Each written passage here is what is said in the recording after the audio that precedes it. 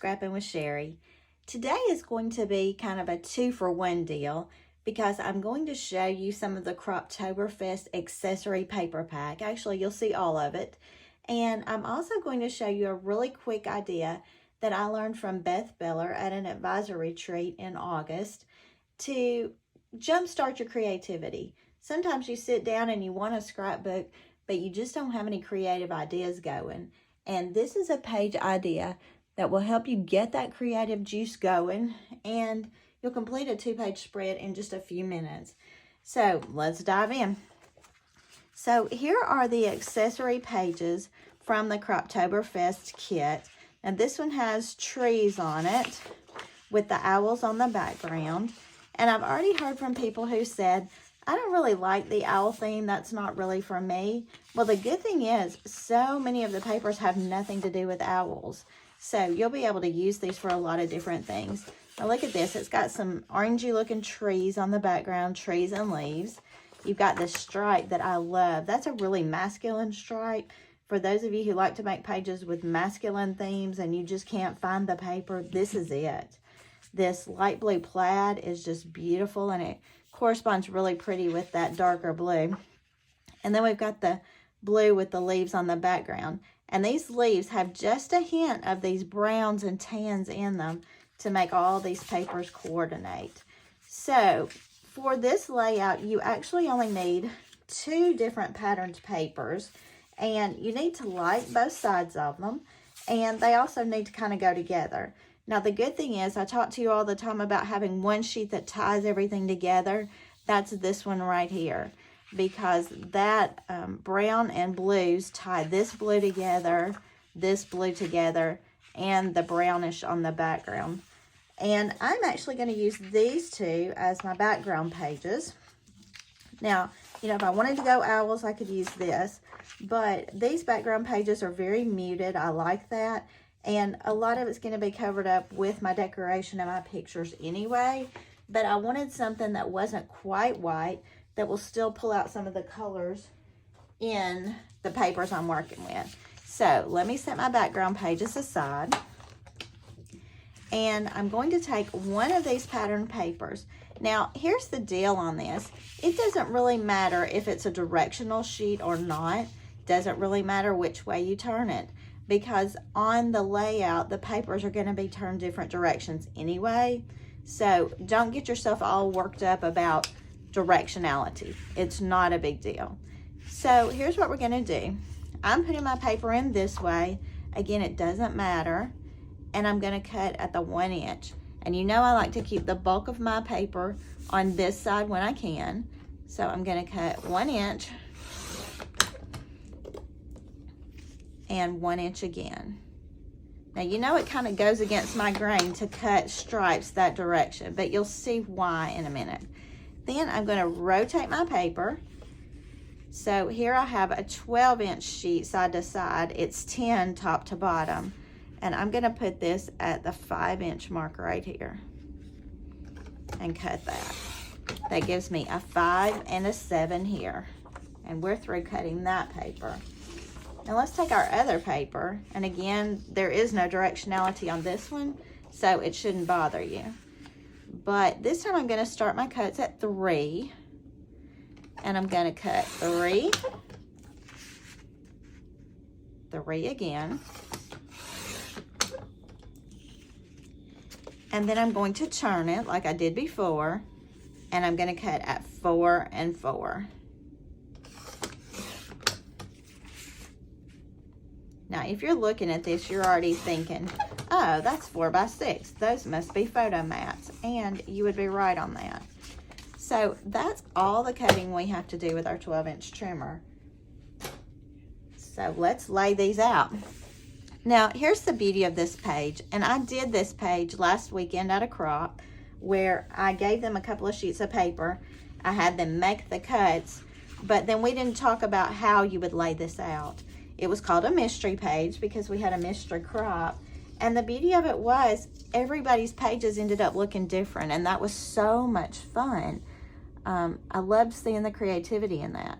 Now this, if you can see, my trees are kind of sideways on this.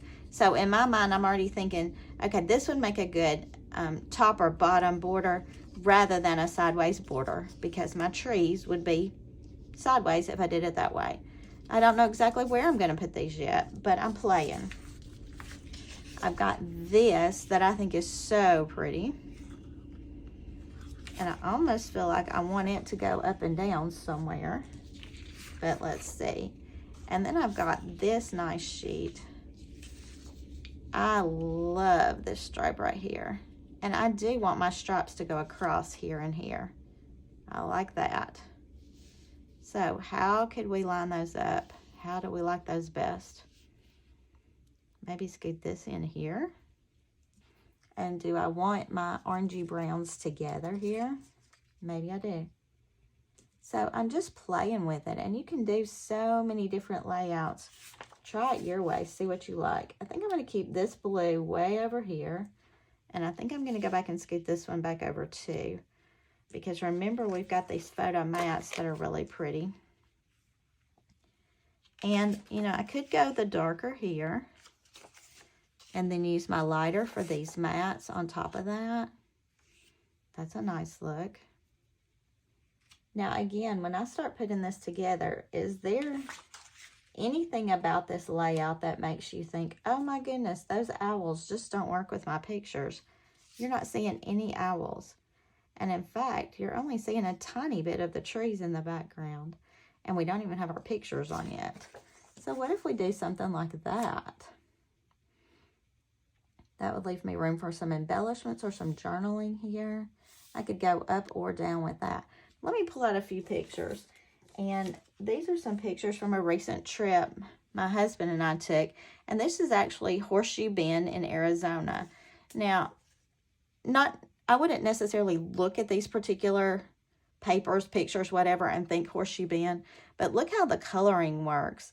We've got all of these reddish browns that pick out these colors here. We've got the blue sky in the background. So I really like the look of that. Now here's where I'm probably going to have a problem. I kind of feel like I went ahead and printed this as a 5x7. And I kind of feel like I want it to be a focal point, maybe right there. But this little mat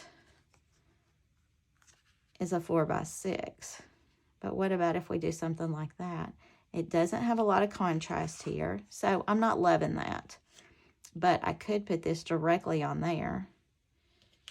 So, you know, we're playing around. Again, the layout is optional.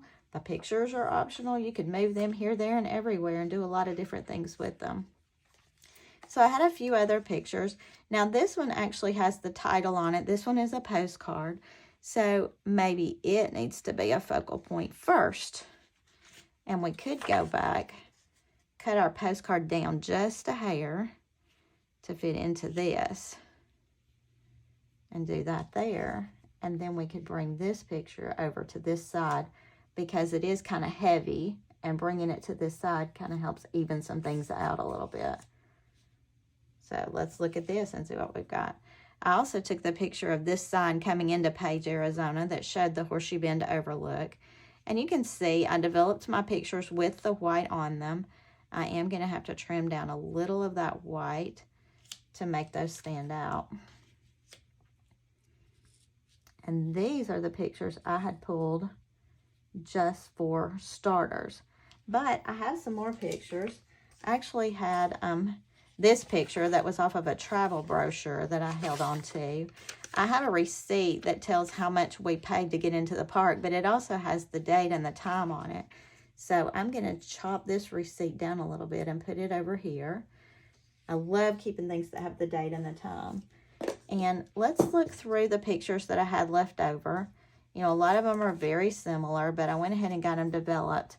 An up and down one here would be really nice. So let's see. I had this one, but it's the same thing as that, so I'm not wild about that. I did take a selfie before this nice young man came up and said, would you like me to take pictures of you two together? So I don't love that. This is almost the same. That was just a little boat down in the water to show the size. And I could chop it down to a 4x4 and let it go there. This is beautiful with all the mountains in the background. And I don't necessarily have to have more of us because we are there pretty big. So what if I did that there? I've got this one, but I don't necessarily need that. We've got the whole bench right there. So, yes, I ordered way too many pictures. Yes, I don't use them all. But a 2-page spread of horseshoe bend that looks kind of like this would be great. So, I'm going to finish this out, tape it down, and you will see the finished page in the video. Now, remember, because I developed with white, I'm going to have to trim the white down a little bit where I need it to fit on my mats. That's not a big deal. Or I could leave the white and take off the mats.